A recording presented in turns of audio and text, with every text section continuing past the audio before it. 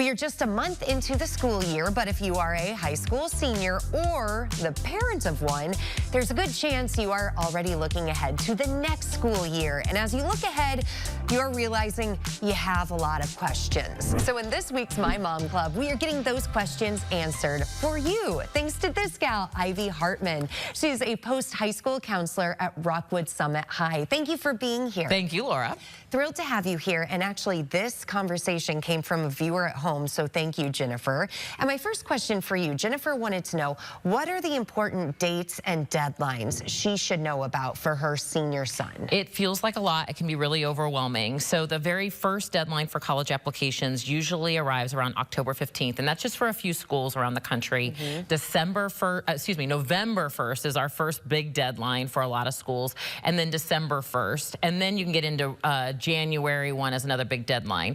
Now, the big thing to pay attention to are they priority deadlines? Is it a rolling deadline, like you're going to apply and be admitted right after you apply? Or is it like a binding kind of agreement, like an early decision agreement or a restricted early action? So those are things that you'll want to look for when you're applying. And I'll say one of the resources we're going to highlight a little bit later is the Common App as one way to apply. And there's a nice dashboard on the Common App that'll tell you exactly all the deadlines, the application fees, if an essay is needed, letters of rec, all that good stuff. And let's get right to that, because already just listening to you go through everything, I don't have a child even in school and I'm overwhelmed. So how can parents and their kids find out more information about schools? You know, I think a great place to start is if a student hasn't already by senior year identified some schools that they think they're interested in for the fit of size, location, financial, like affordability fit. There are some things you can do. You can visit some of these websites like Appley, Big Future, Niche, but also you can visit some college fairs that are happening in the St. Louis area that are coming up right now this time of year, and into spring even, in case you've got a junior or a sophomore that you are working with. And so there's a big college fair coming up October 27th. At St. Louis University. There's some coming up at the end of September and things like that. And so if you really want a list of regional college fairs, you can go to moiseac.org and you'll be able to find college fairs in the St. Louis region. And there you can see on your screen some of those upcoming fairs. And what about certain websites you would say that you can search schools based on the major that is offered? And that's where I'll go back to our previous full screen, which is the Appley, Big Future by My College Board, Niche.com. These are all third-party free options that students and parents can use. Now, you know, at Rockwood, we use our own kind of system, not ours. We partner with another third-party vendor, but so check with the counseling office, because they might be using one of those services already for your student and your family to help you search based on major or location, things like that. And even that program might help your student identify what it is they really want to do, right? Based on not only their skills, but also their interests and things like that. Because I think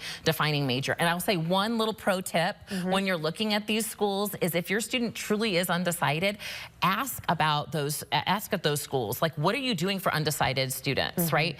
And I'll back up one more thing, Laura, is in addition to college fairs, looking on college websites and things like that, is going on a college visit or a campus visit.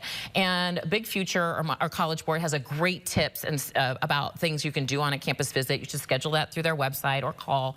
But I will say my pro tip for visiting a college campus is always pick up the newspaper. Yes, believe it or not, as a print person, you might not. Still have them. So, and what happens is you don't have to read that paper, but right then, but like read it on the car ride home or the plane ride home later. Things I found out as a mom when I was sending my kids to school when I picked up the paper was, oh, the faculty is unhappy here, or they're on strike. Oh, they're not going to show you those things on the tour, right?